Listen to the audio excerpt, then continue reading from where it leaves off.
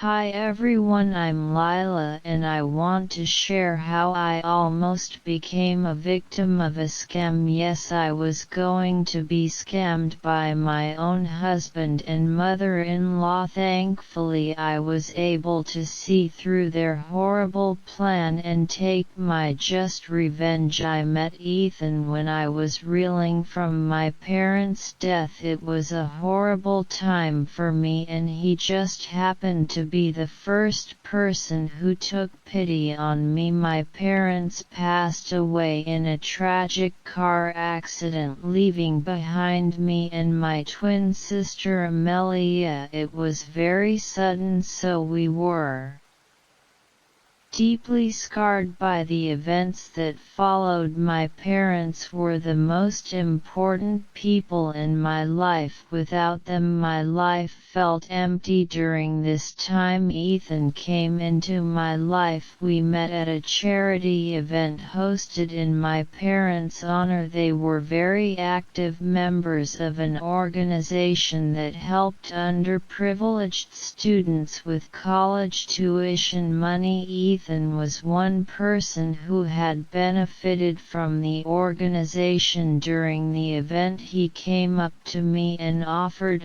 his condolences. "I'm sorry for your loss, Miss Lila," he said, introducing himself. "I'm Ethan. Actually, I'm one of the people your parents helped. My family was pretty poor and I was raised by a single mother. It's thanks to your parents that I've come this far," he explained. "Thank you, Ethan," I replied. "I'm glad they were able to help you out. Surely you deserve this chance. I just wish my parents could hear those words from you." I added, "I know this is a tough time for you," he said sympathetically. "You can reach out to me if you need someone to talk to.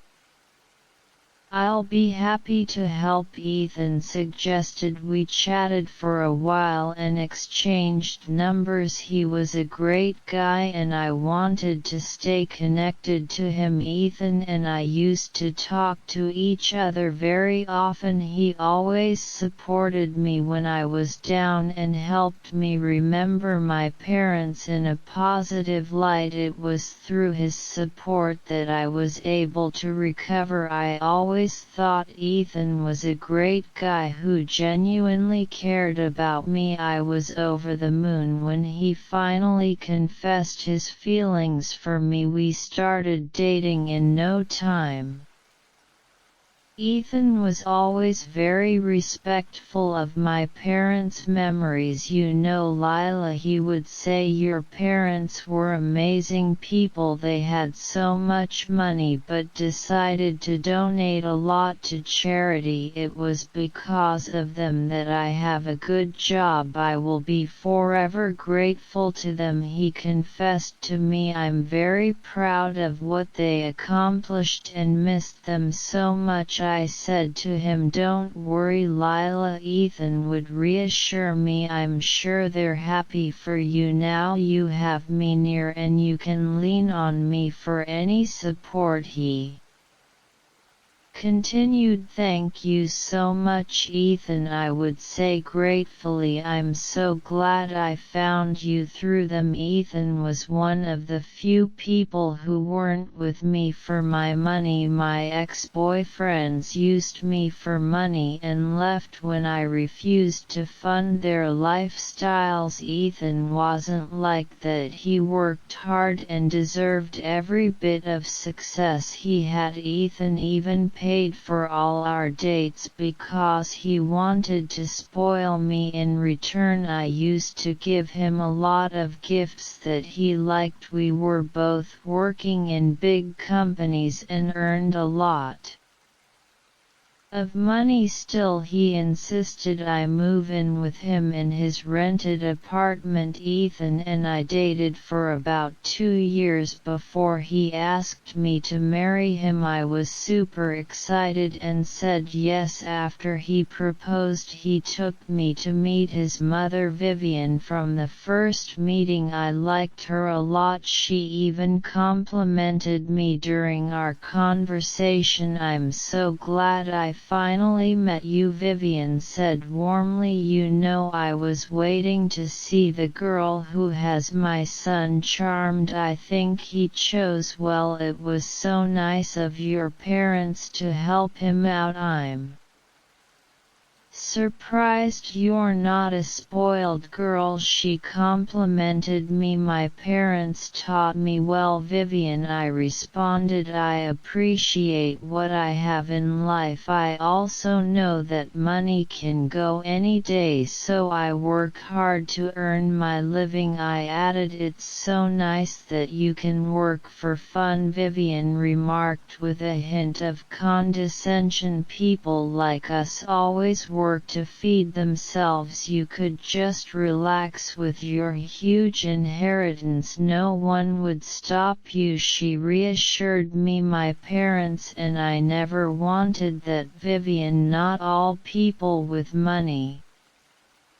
are lazy and snobbish," I said firmly. "My parents didn't even leave me a huge cash inheritance. I can only access a fully paid-for house when I am 25, I remarked. Vivian's expression changed. "Wait, so you don't actually have a lot of money?" she asked, surprised. "My son said you do spoil him and have a good amount in your bank." "I don't know why he said that, Vivian. He doesn't know my finances that well," I replied, feeling uneasy. The conversation felt very weird to me. From my previous experiences I could see that this was a red flag. Ethan was not around when this happened, so I couldn't confront him then. I decided to talk to him later and not make a scene on the spot. When we went back to his place, I asked him what Vivian said. "Ethan, why does your mother think I have lots of money?" "I never told you that she thinks I have a lot of money in my bank," I questioned him. "Well, you do have a lot of money, don't you?" he responded almost dismissively. "Of course not, Ethan. My inheritance is actually only a house,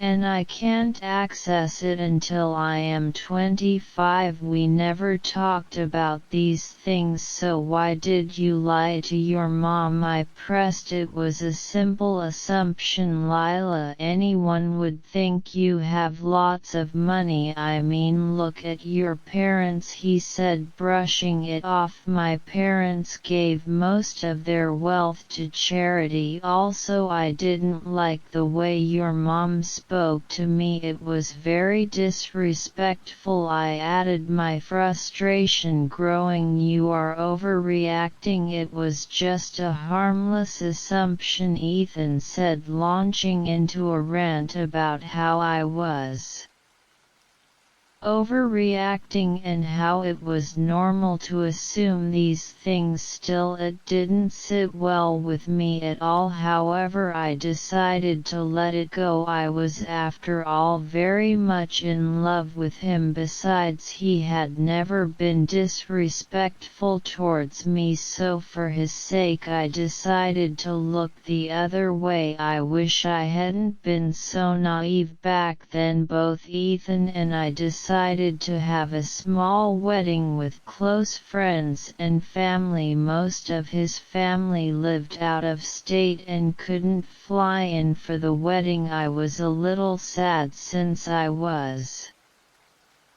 Excited to meet them, I later learned that he didn't invite them at all. Instead, he said they weren't close enough to get an invitation from his side. Only his mother and a few friends were present. I had a lot of my family coming for the wedding due to my big guest list. I paid for most of the wedding. I thought it was fair given he didn't have a lot of people attending. Everything was going well until my sister decided to talk to me. "Sis, are you sure you want to go through with this wedding?" Amelia asked, her concern evident. "Ethan and his mom don't seem to be very nice," she tried to warn. "What do you mean, Amelia?" I asked, surprised. "Ethan's mom can be a bit much, but he's a great guy," I reassured. "I didn't tell you sooner, but I heard them talking badly about you," Amelia said cautiously. "I no way to prove it, but I wanted to tell you anyway." "Are you sure he's not with you for your money?" she questioned with concern in her voice. "He knows I just have small savings from my job. Ethan also knows about the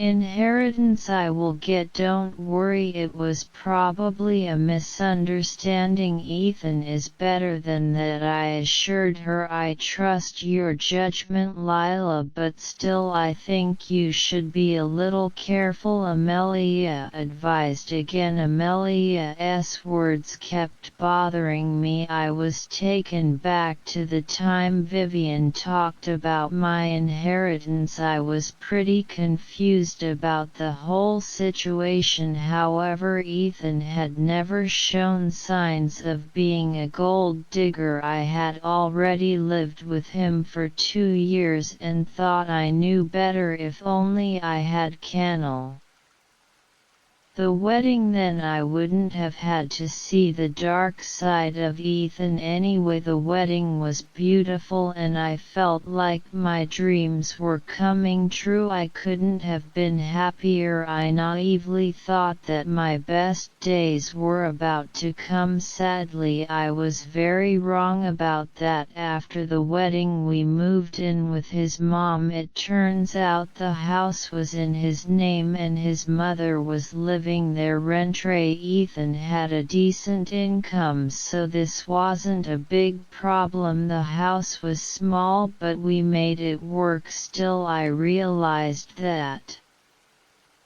we would need a bigger house when we had kids. One day I had a very unpleasant conversation with him about this. "Ethan, I didn't know this house was yours," I said, trying to make sense of the situation. "Yes, it was my dad's house, but I got it after he died. It's my inheritance. Mom just got some money, so I wanted her to live here as long as she wanted. This is her house too, even if it's not in her name," Ethan explained. "Oh, I see. You know she can continue staying here by herself. We can get a new house when we have kids. They will need a little more space," I suggested. "Don't worry, we can just stay at your house. I'm sure the house set for your inheritance will be huge. You won't need it for yourself. I'll sell the house and we can all just live there. You'll put me on the deed as well and it will be our house." My husband reasoned. "I'm not sure what I want to do with the house, Ethan," I replied. "We will keep it, honey. It's that simple," he coaxed. No matter what I said, Ethan kept pressuring me to put the house in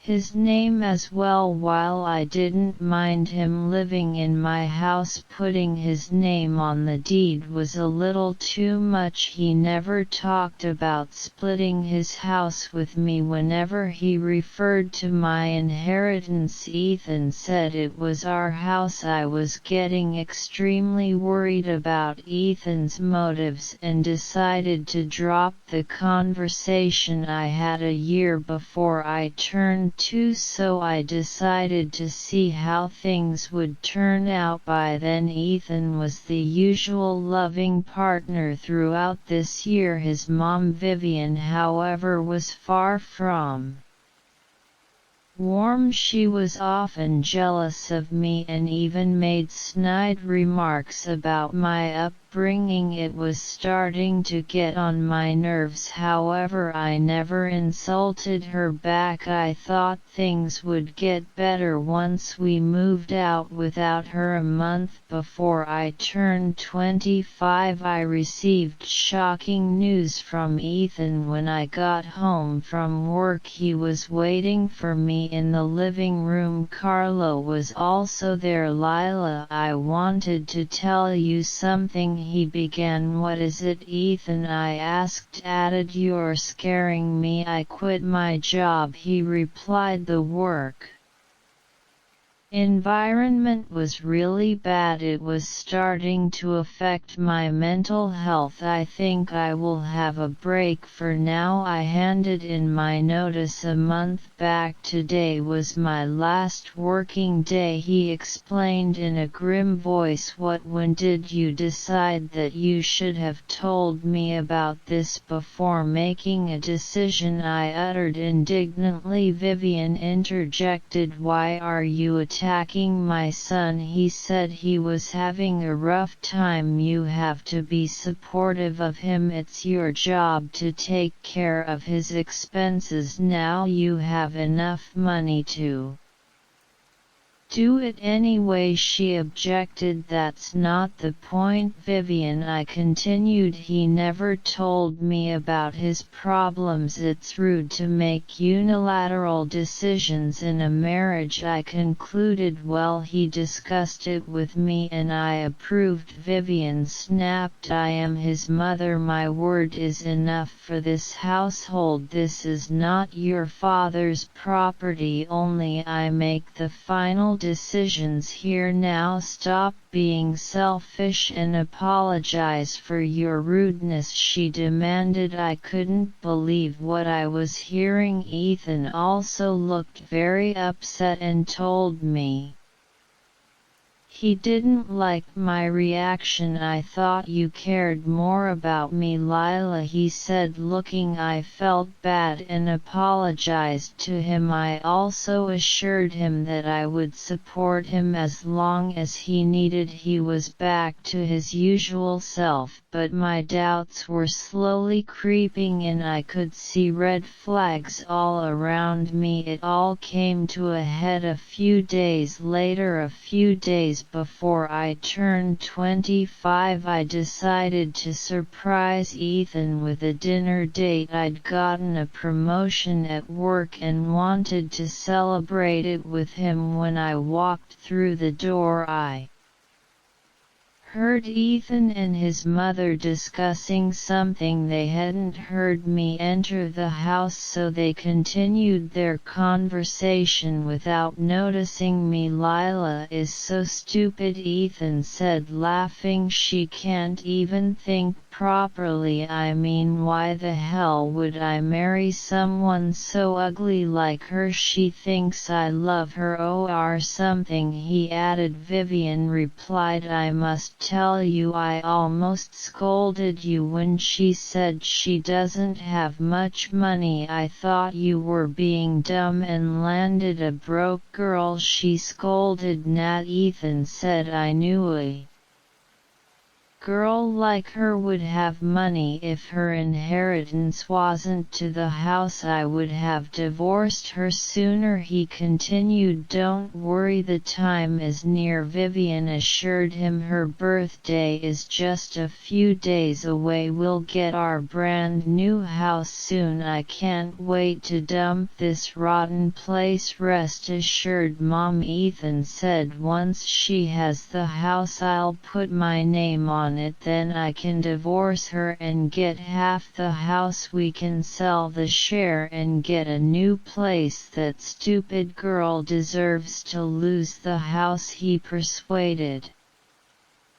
Vivian laughed. Yeah, good thing her parents died early. Wish they weren't such wannabes and left her more money. They just wanted to show off their wealth to the rest of the world. Her parents were as useless as her. Even her sister is ugly as hell. Who would want them without their money, she concluded. They kept laughing and talking trash about us. I was starting to panic. All those words were stabbing me in the chest. I knew I couldn't cry. I didn't want them to see me vulnerable. I was better than that.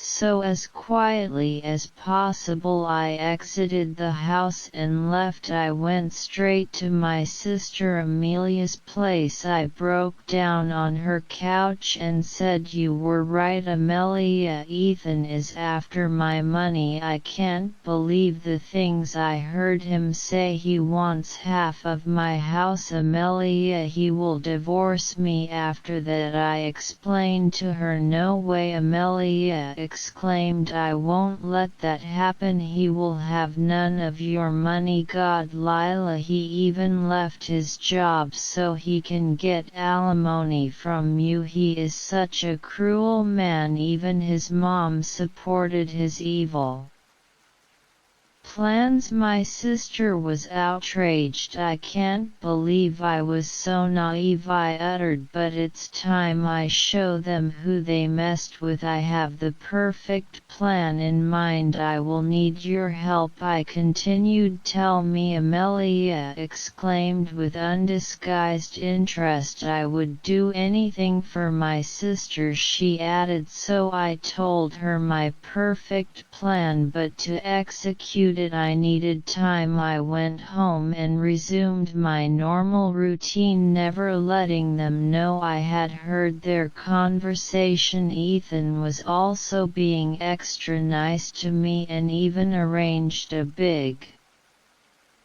party for my birthday. I guess he wanted to spend as much money as possible before divorcing me. I enjoyed the party because I knew I would have the last laugh. After a few days, Ethan kept pestering me about adding him to the house deed. I assured him that I would do it soon. Meanwhile, I was biding my time and preparing the divorce papers. When they were finally ready, I met with my property manager and signed over the house to my sister. There was no way Ethan was getting the house from me. With that being done, it was time to confront them. One evening I simply walked into the house and told them to come for a talk. They sat down and the two looked a little confused. When I mentioned it was about the house, their mood instantly lifted, but things were going to change soon. I sat down and said, "Hey guys, so there's an important discussion that needs to happen. You know, I was set to inherit a house. Well, I signed it over to my sister a few days back." "What?" Vivian screamed. "Who gave you permission to do that? Your sister literally scammed you out of the house. Are you insane? You need to make this right, Lila. This is so unfair," she continued, her loud outrage. "What unfair, Vivian?" I asked calmly. "The fact that I spoiled your plans to get my inheritance. I know what you two have been up to." Ethan, looking panicked, said, What are you saying? You know I would never do that. Your sister is putting ideas in your head. She's the villain here," he accused her. Yes, Vivian added hastily. "Let's not jump to conclusions right now," she tried to reassure. "Stop it, you two," I said firmly. "I was the one who heard the conversation. I know you guys have been planning this for a while, but guess what? Your plan won't work, and here are the divorce papers. I'm moving out today. You can contact my lawyer for more information." I finished. No, Ethan pleaded. "You can't do that. We have sold this house for you. We were counting on moving in with you. I wasn't going to divorce you." Lila, please listen to me. You cannot leave us like this. We've been counting on you. Where will we go?" My husband panicked. "You should have worried about that before planning to betray me," I responded. "It's time you both enjoy your just desserts. I'll see you in court," I concluded. The two kept crying and begging me to change my mind. However, I was done with them. I simply turned around and left. That didn't stop them from trying to contact me. I was away enjoying a nice vacation with my sister in Hawaii. All the while Ethan and Vivian alternated from cursing me to begging for help. I learned from my lawyer that Ethan and Vivian sold the house right after discussing their plan aiming to get my inheritance. They wanted to keep it a secret from me. Their plan was to move into my house and spend the money from selling their own home before I found out. Luckily, I got to them before they could further their plans. I was furious and asked my lawyer to go nuclear. He did just that. Ethan had to spend a lot of money on a good lawyer. Most of the money from the house went to that. Whatever was left was split in half, and one part was given to me. He got nothing from me in return. The judge saw that he had the qualifications to get a job, so he refused to grant alimony. He also berated Ethan for being so malicious and even shamed Vivian for raising him that way. Even after the divorce was finalized, Ethan kept begging me to take him back. He no longer had the means to purchase a trailer, let alone a house. Vivian was refusing to go to work and he couldn't find a good one. You see, since I know a lot of people, word spread fast about my divorce. Everyone was disgusted with them and no one wanted to offer him a job. He had to move to a more expensive city and live in his car with his mom. I, on the other hand, am doing great. The promotion at work got me into a good position with great pay. Amelia also transferred the house back to me. Sure, it did take me some money, but Ethan's inheritance money from the house took care of it. In the end, I was free from a manipulative and low-life husband while getting my best life. I've started to date and one guy has really caught my attention. I'm not sure what will come out of this relationship, but I think I've grown a lot as a person. I'm happy and that's all that matters right now.